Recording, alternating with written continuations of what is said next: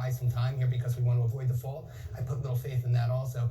For me, I'm taking the pragmatist argument. The fact that if you look back to July of 2019, when Crystal X pierced the veil of sovereign immunity for the Bolivarian Republic of Venezuela, basically the Supreme Court upheld the Third Circuit Court of Appeals allowing private creditors to go after offshore assets held by not just the sovereign, but a quasi-sovereign entity, in this case PDVSA's Citgo refining assets. And creditors will aggressively go after Russian assets offshore if the default actually is triggered. And so I think Putin's trying to buy himself a little bit of time, because the last thing he needs on his desk right now are creditors accelerating the process against all Russian assets located offshore. So, Damien, two things. Whenever you assess these things, I'll try and make them really simple. You have to assess ability to pay, willingness to pay. What we've demonstrated this week is willingness. Future ability, I think there's still a question mark, because the first thing I was thinking of is, where did the dollars come from?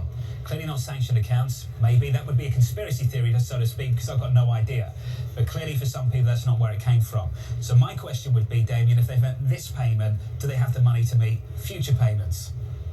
So yeah, the answer to that is I do believe they have plenty of money that they can lean into, and money that is non-sanctioned at this point. The reality is, though,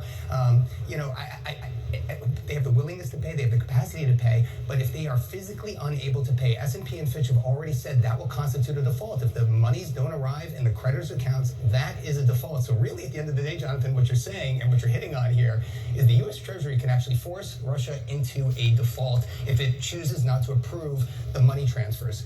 And that is exactly where we are today. It's a very slippery slope. And that point's the point I want to build on, because S&P lent on this. They were a little bit more subtle about it. They said if the funds are not accessible for investors, isn't that another way of saying even if sanctions stop the pipes from working, even if you try and send it, if it does not reach the end investor, we're calling that a default? Absolutely. The sanctions are of Russia's own making. And so the rating agencies are going to constitute a default if, they just can't move the money across borders and get it to the creditors that are owed it. And so that is really where we are. It's an unprecedented time, Jonathan. Capacity and willingness to pay, but still may go into default because they're just unable to pay. We're learning things about the sovereign and how these payments will be made, how we'll process them through US banks. That's one thing.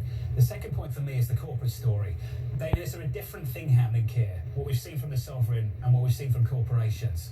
So corporations are in a very, very different, so they basically can't really make payment. You've seen Yandex trying to approach creditors to restructure. In fact, in Servicel's case, they're saying that the U.S. government may not, for whatever reason, allow them to make payment, maybe because the cash is held in a blocked account. So there's a lot of piping and logistics to go through, but it seems to me that OFAC and the U.S. Treasury are firmly on top of this and talking very, very closely with JP Morgan and Citigroup, in order to ensure that whatever monies are paid, they're not monies that have been sanctioned, that are held as war repatriations for the people of Ukraine and for the rebuilding of that country when and if this all ends. Is there anything about this story that gives you confidence about this asset class, this world, Russia, or anything attached to it?